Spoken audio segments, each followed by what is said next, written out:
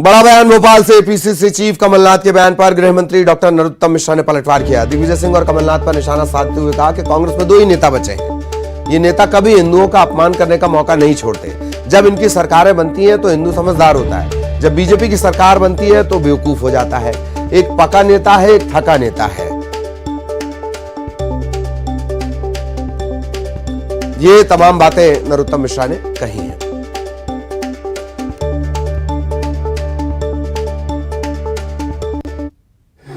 अब कांग्रेस में ये दो ही नेता बचे हैं, एक दिग्विजय सिंह जी जिनसे जनता पक गई है, एक कमलनाथ जी थक गए। एक पका हुआ है, एक थका हुआ है। दो ही नेता बचे हैं आज कांग्रेस के अंदर। और ये कभी भी हिंदू का अपमान जब हो उसको छूटते ही नहीं है। इनकी सरकार आ जाए तो हिंदू समझदार है, भाजपा की आ जाए तो बेवकूफ है। ये इनकी थीम रहती है। इन्हें ओसामा जी कहने को हिंदू मानते हैं। ये राम मंदिर पर तारीख पर सवाल उठाने को अब हिंदुत्व मानते हैं। राम सेतु और राम को काल्पनिक कहने को ये हिंदू मानते हैं। ये जाकिर नाइक को शांति दूत कहना उसको हिंदू मानते हैं। ये आरएसएस राष्ट्रवादी संगठन है, उसकी तुलना बोको हराम से करने को ये हिंदुत्व मानते हैं। ये इस तरह के दोनों लोग हैं, एक थके हुए एक पके हुए, जिसके कारण से ये रसातल को आज कांग्रेस जा रही है। बटाला हाउस पे जो आंसू बहाते हैं वो वाली स्थिति है। एक बात मेरी तो समझ में ही नहीं आई है, कमलनाथ जी ने जो कहा है कि ये जो दुस्साहस किया है बेवकूफ कहने का, ये कहीं युवराज पर तो उंगली नहीं उठा रहे हैं, उनकी तरफ तो इशारा नहीं है इनका कहीं से। ये भी विचारणीय बिंदु है। सहयोगी शैलेंद्र इस वक्त हमारे साथ जुड़े हुए हैं। शैलेंद्र, लगातार एक के बाद एक हमले नरोत्तम मिश्रा साहब की तरफ से, और ये सिलसिला अभी चलेगा चुनावी सीजन में। शैलेंद्र, बिल्कुल चुनाव का माहौल है और ऐसे में अब बयानबाजियां जो है वो बेहद तल्ख हो गई। जिस तरीके से कल मजदूर दिवस के एक कार्यक्रम में शामिल होने के लिए पूर्व मुख्यमंत्री कमलनाथ पहुंचे थे, उन्होंने इस दौरान ये कहा था कि भारत का मतलब हिंदू है लेकिन बेवकूफ नहीं है। जिस तरीके से उसको बरगलाया जाता है या उसका छलावे का काम जो है सरकार के द्वारा किए गए, सबको लेकर वो बयान दे रहे थे। और उसी बयान पर आज मध्य प्रदेश सरकार के गृह मंत्री ने आपत्ति दर्ज कराई और कहा है कि हिंदुओं को बेवकूफ कहने का दुस्साहस आखिर कमलनाथ कैसे कर सकते हैं।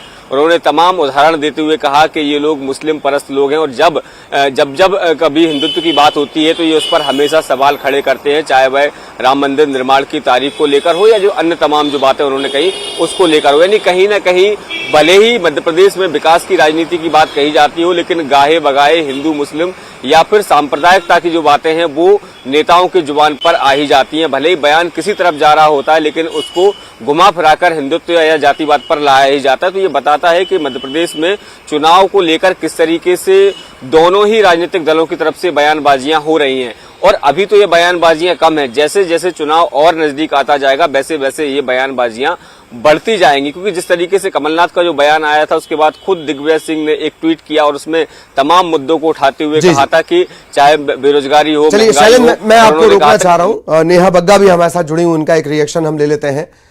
नेहा जी, कल कांग्रेस का बयान और कमलनाथ का बयान, और अब नरोत्तम मिश्रा बोल रहे हैं कि जब ये नेता हिंदुओं का अपमान करने का कोई मौका नहीं छोड़ते, इनकी सरकार बने तो हिंदू समझदार, बीजेपी की बन जाए तो बेवकूफ।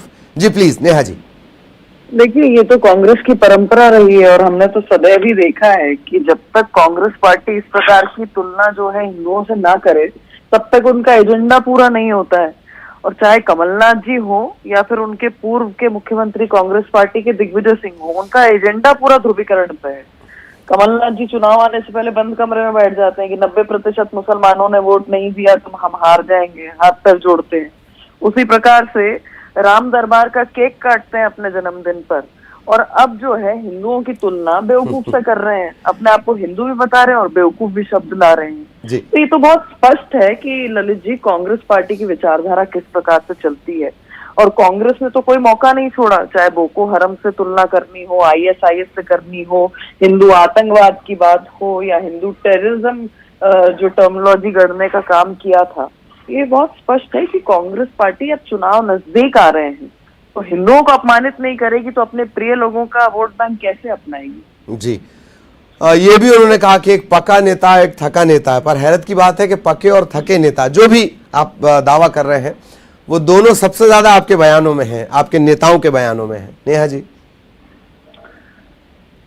अब देखिए, आपने भी 15 महीने की कमलनाथ जी की सरकार देखी है, आपने 28 उपचुनाव भी देखे और 4 भी देखे। अब कमलनाथ जी ने हर जगह जाके कहा, सागर पहुंचे तो कहा 28 साल के बाद आया हूँ, ग्वालियर गए थे प्रचार करने तो कहा 15 महीने के बाद आया हूँ, तीसरी जगह गए थे तो बोले 5 साल के बाद आया हूँ।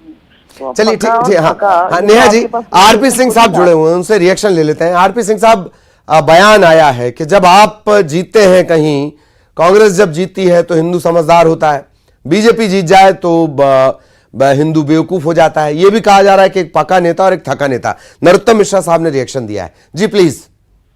देखिए नरोत्तम जी अपना विभाग छोड़ के, मुझे लगता है कि सारे विभागों में उनकी और विशेषकर जो है सूचना प्रसारण में अधिक रुचि है उनकी। अपने विभाग पर तो कभी ध्यान देते ही नहीं है। दूसरी बात यह कि किसी भी बात को गलत नैरेटिव जो प्रस्तुत करना, यही भारतीय जनता पार्टी का काम है। स्टेटमेंट क्या दिया गया, उसका काउंटर स्टेटमेंट क्या है कि सनातनी व्यवस्था में, सनातनी हिंदू धर्म व्यवस्था में क्या कहीं कट्टरवाद है, क्या वहां दया है, सहिष्णुता है। और एक सेंटेंस में वक्तव्य कहूं तो वसुंधरा कुटुंबकम की बात कही गई है। तो धर्मांधता क्या हिंदू धर्म का पक्ष है क्या, ये क्यों नहीं स्पष्ट करते पंडित जी महाराज जो है नरोत्तम जी? वो ब्राह्मण देवता भी हैं, मुझे लगता है कि वो वेदों उपनिषदों का भी ज्ञान होगा उनको। किसी भी बात को कुतर्क के माध्यम से पेश करना, मुझे लगता है कि अब सोसाइटी समझ गई है, इसकी कोई आवश्यकता नहीं। ठीक ठीक ठीक सिंह साहब, मैं आपको रोक रहा हूं। बहुत बहुत शुक्रिया आपका। नेहा जी, आपका भी बहुत बहुत धन्यवाद। शैलेंद्र हमारे साथ लगातार बने रहे। शैलेंद्र, आपका भी बहुत बहुत धन्यवाद। कोरबा का रुख करेंगे। बड़ी खबर मिल रही है, महानदी जल विवाद का मामला 20 सदस्यीय टीम ने निरीक्षण किया है। टीम ने बांगो बांध